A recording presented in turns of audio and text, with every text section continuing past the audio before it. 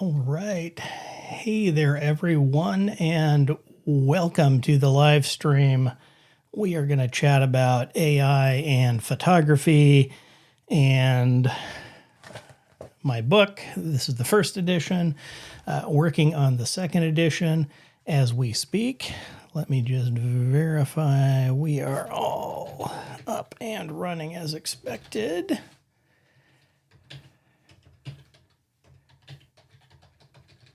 Not sure why this is not. Hey, there we go. Perfect. Right on. All good.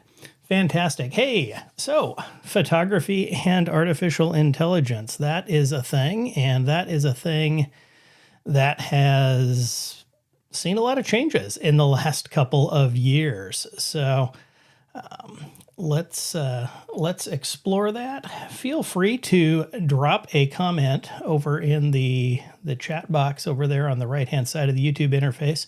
If you have any specific questions or things you would like to have me talk about, my plan is to talk a little bit about what's new in the photography AI world in these last couple of years since my book was published in late 2021, how that's impacting the material that I'm working on for the updated second edition of the book, which should come out later this summer of 2023. If we look at how I structured the first version of the book, there really are three broad sections, some of which are more impacted by changes in the last couple of years than others. So the first broad section really is just kind of background information about artificial intelligence and how it impacts photography. I talked about, what is AI? I talked about some of the terminology, right? When we say artificial intelligence, what do we mean? When we talk about machine learning algorithms, what does that mean? If we're talking about training data, what's artificial narrow intelligence versus artificial general intelligence? It really is just kind of bringing the average photographer up to speed with some of these terms that in the past have mostly just been used by computer scientists and programmers and, other folks of the nerdy persuasion. But as AI has become a more mainstream thing in photography, these are terms that photographers should at least have a passing understanding of. Excuse me there. So a lot of that background information won't have really changed, obviously, right? There aren't any major brand new terms that I think we've seen come up, with one possible exception, and I think this will be a new term that I will include in the book, is the term of synthography and a synthographer. And this is a term, I'll drop it in the chat here to everybody can kind of see the spelling. But synthography is this term that has come up for folks who are using computers, artificial intelligence, to generate in whole or in part imagery. And so with the rise in generative AI tools like Midjourney and Stable Diffusion and DALL-E and Adobe Firefly, all of these tools have enabled photographers to start generating and creating artwork with their computer, doing part of that generation process. And so we've seen this term synthographer or synthography come up, not really super widely used at this point in mainstream culture, but in certain circles, it's something that we see to distinguish the type of people and the images being made with these new techniques versus those being made by traditional photography, options and things like that. So with that, there's not going to be a ton of changes kind of in that background information. The main changes, I think, are going to be just framing where I feel like the average photographer is at. When I wrote this book back in 2001, I feel like the average photographer had heard of artificial intelligence. They'd maybe seen it used in the buzzwords or marketing for their software applications that they use. Luminar had an entire version of their software called Luminar AI. We see Topaz Labs put AI into the name of their products. We see Adobe talk about AI at all their conferences and with their updates to Photoshop and Lightroom and their other tools. But I feel like most photographers at that point in time weren't using AI in their everyday work. They weren't consciously using AI in their everyday work. Whereas now in 2023, you can't look at a photography publication or a photography news article or a photography software release without hearing AI. And so if there's something specific about AI that you're looking to hear about, do drop a comment. And I see Bruce saying hi there. Good to see you, Bruce.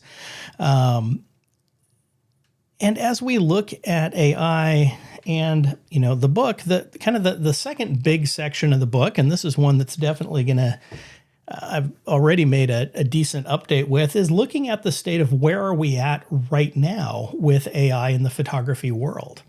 Because we have AI technology in our bigger cameras, our mirrorless cameras, our DSLRs, our current DSLRs to a certain extent. We have AI in probably the most common camera that almost everybody uses, our smartphone at this point. We have AI in a lot of the software that we're using. I already referenced several of those applications, whether they're from big traditional software companies such as Adobe, or whether it's from more niche startup company focused entirely on the AI experience. But I'll be updating kind of where we're at right now, because at this point, almost every piece of the image creation, editing, even publishing to a certain extent piece of photography involves aspects of artificial intelligence. And again, the tone of my book and the tone of my take on AI in the photography world in general is not necessarily that photographers need to become computer scientists who are experts in artificial intelligence, but you ought to understand a little bit about how the tools work, right? Just like you can play around and make images in Lightroom or Photoshop or Luminar or Apple Photos or any of those pieces of software by just moving the sliders around on your own and seeing what happens. But if you understand what those sliders are doing, if you understand the difference between adjusting, say, the exposure on a photo versus adjusting a slider that's labeled brightness, you're going to have a little bit more power as a photographer to make those edits that are what you want them to be. And so the current state of photography AI is that it's everywhere. We've seen a few things actually kind of that were things I talked a little bit about in my book because they were just coming onto the mainstream a couple of years ago, but now they're very common. And one of those I think is AI for selection, right? When we make a selection in Adobe Photoshop, or if we make a selection in Lightroom, or we use a tool like Luminar where it smartly selects part of our photo even without us manually doing it, it's using artificial intelligence. And so in the past, we would, make a selection, which was obviously, and sometimes that was an ordeal on its own, right? How many portrait photographers are out there who spent hours of their lives creating very specific masks to get around, the jagged edges of somebody's hair in a photo to mask that out? People had entire plugins and software packages just for doing masking.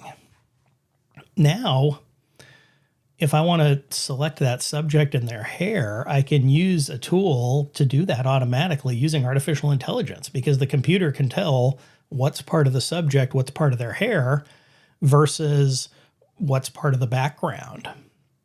And different programs do this in different way, right? If I use Luminar AI, for example, I can use its portrait tools, and its portrait tools are smart enough to know, hey, these are portrait tools I want to apply to the human subject in a photograph.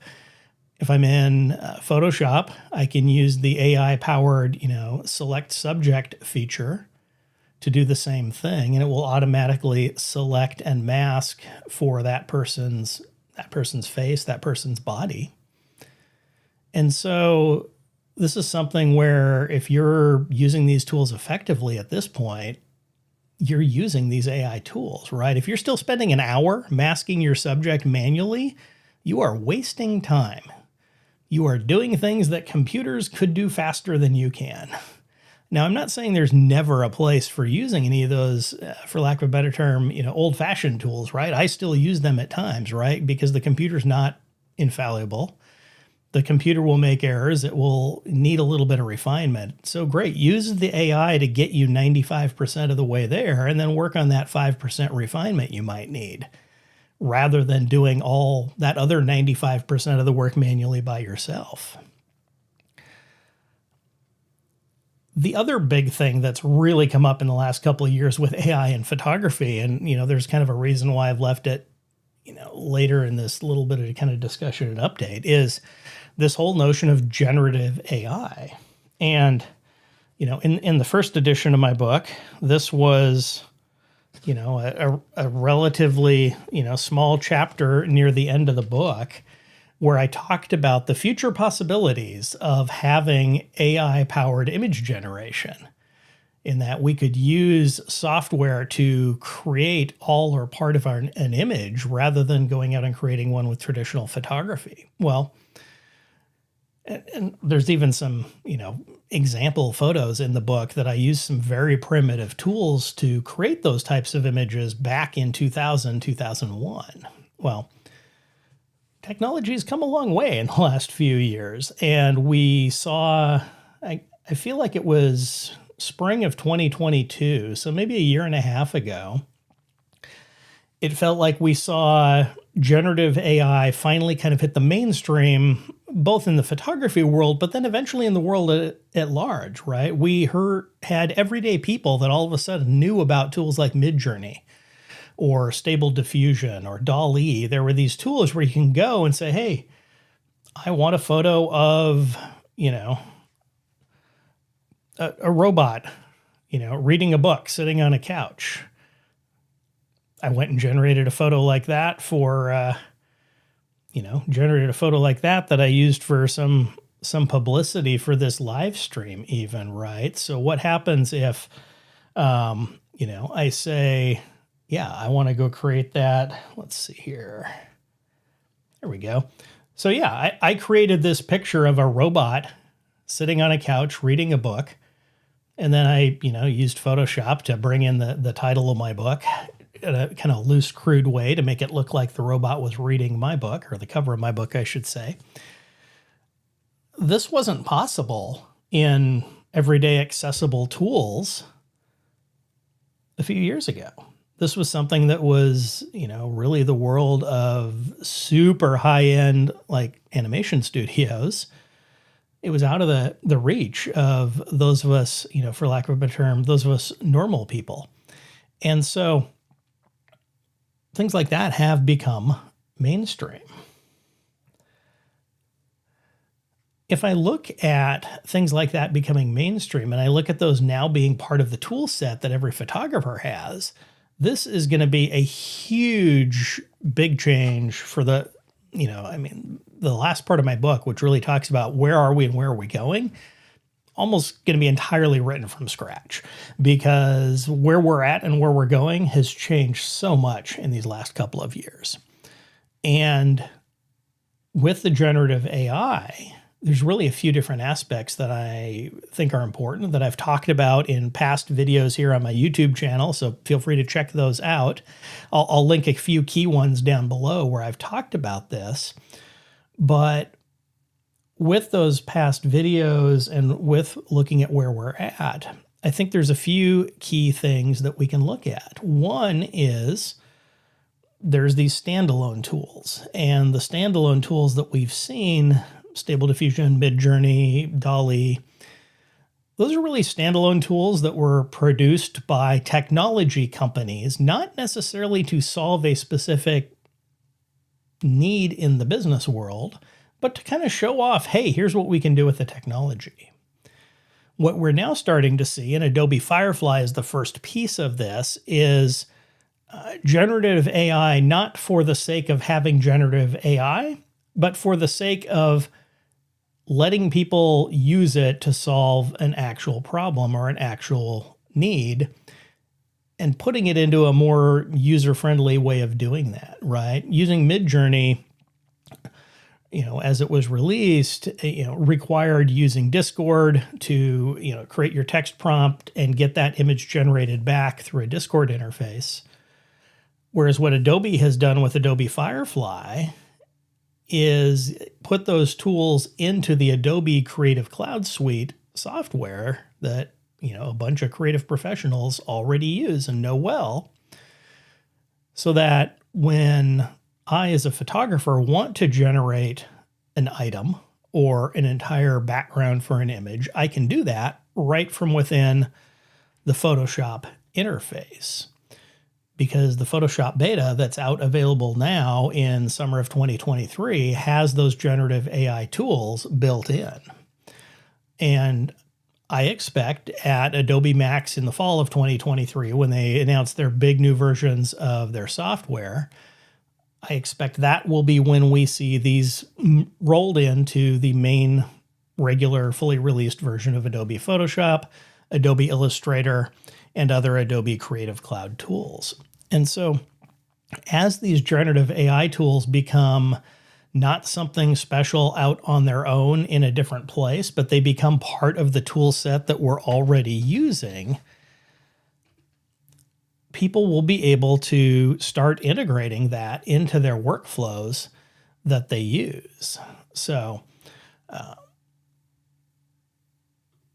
it will be, it will be something that becomes not a unique thing that's only being done for the sake of AI. It's going to be something that people are going to use just as part of their work, right?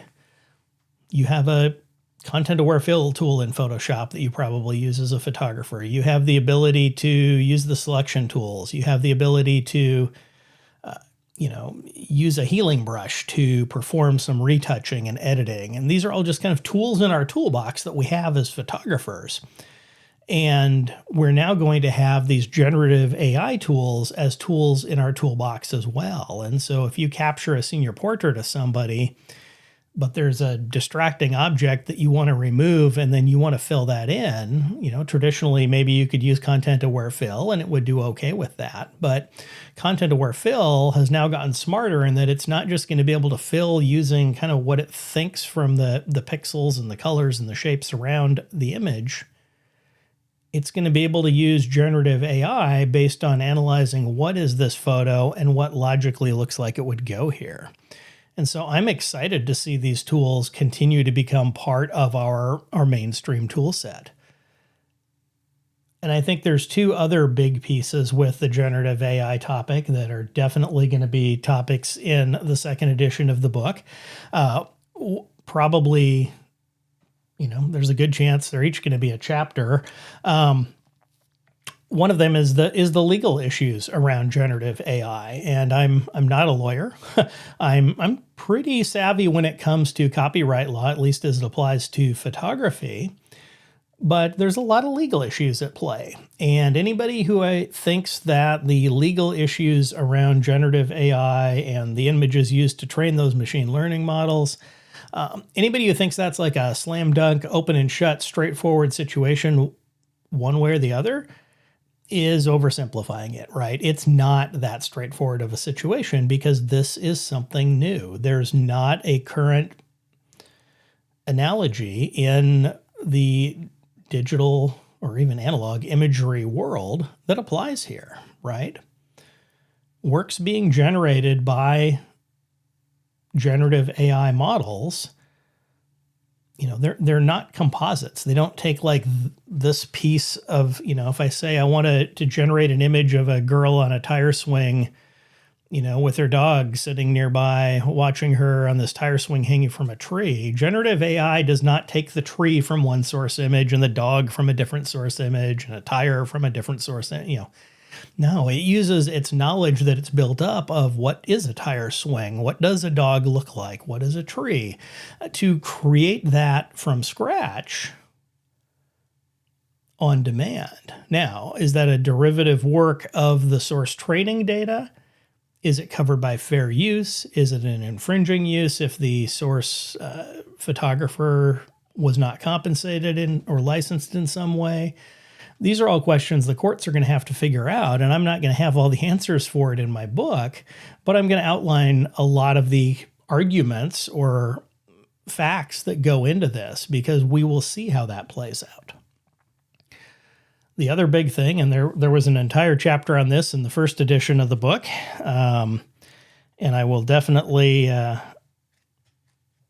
rewrite that. I'm in the process of rewriting that chapter to talk about, here we go. Yep, chapter 18, where I said, the chapter title was Not Automated Out of a Job, right? But anytime we have automation, there's the question of, is this going to automate me out of a job? And I'm going to stand by a lot of what I said in the first edition of the book and then update it. But, one of the things I said in the first edition of the book was, for most photography specialties, for most areas of photography, no, this isn't going to automate you out of a job anytime soon. I listed a few examples that I thought maybe were counter to that, right? One area I said was highly at risk was stock photography, already taking a beating in the market over the last 20 years with the rise of microstock and other related factors. But what we've seen in the last couple of years is, stock agencies are freaking out and they're pivoting. Just this week, I saw some news around, I believe it's Shutterstock, talking about how much money they've paid out to artists they're using for the work being in their generative models. They're talking about immunity for people using the generative AI tools to create and license images from Shutterstock. And so stock photography is an area where things are shifting, things are changing. Different tools coming out in different ways have given different possibilities that are going to start to impact other types of photographers as well. That said, I think you can remember that by and large, a lot of the professional photography work currently being performed for clients is custom work being performed for those specific clients and often for a specific event. When somebody hires a wedding photographer to capture their wedding, they're not hiring a photographer to give them generic photos of a generic wedding. They're wanting a photographer who captures their specific wedding. They're not even just hiring a photographer to give them pictures of those specific people. They want actual photos from the event with what happened, and generative AI can't replace that. Generative AI might be able to give you other photos that look like those specific people, but they're not going to be able to replace that capturing of that specific wedding event. One of the things I haven't touched on is using AI tools after the shoot, not just for editing, but also for image management, for culling your photo library, for keywording. Keywording, something I talked about with metadata in the first edition of the book, and I made predictions about how keywording was going to become less necessary in the future, and I think we're still heading down that path, but we've also seen at least one company take an interesting intermediate position, whereas On1 developed a keywording tool that uses AI to suggest and apply keywords to your photos. So they're not saying let's scrap keywords entirely, but they're saying let's use AI to identify what's in these photos and add keywords automatically. And I think that, that's a smart use. That's something we just saw released here in mid-2023, just a couple months ago. And I think that's a good place where we're going. So overall, I'm excited. I'm actively working on the second edition of The Computer Ate My Photos. If you're not on my email list, I send an email out every week for modern savvy photographers with resources, links, commentary on the latest kind of technology thing in the photography world, AI or otherwise. And so do go over to techphotoguy.com, subscribe to that list. I'll leave a link down below, of course, as well. And, if you like this topic, you like this thing, I appreciate you being here today. This replay will be up on the channel for other folks to watch if they weren't able to watch it live. As always, drop me comments. I love interacting with people who have questions. I am amused when people want to leave a comment to tell me I'm full of crap. They might be right, Maybe I am. But one way or another, we're all in this photography thing together. We're in an interesting place with interesting developments coming out pretty much every week. So I look forward to the future. I look forward to wrapping up and releasing the second edition of my book later this summer. If you want the inside scoop on that, again, go over to techphotoguy.com, subscribe. You'll get the newsletter to know as that's ready to go. And we'll have some sort of a launch day live stream party here on YouTube as well, so we can chat interactively about that too. So that's a couple months away, a month and a half away. Until we get to that point, have fun out there. Keep making photos. Be the artificially intelligent photographer that you are, that we all are. Have fun and take care. See y'all later.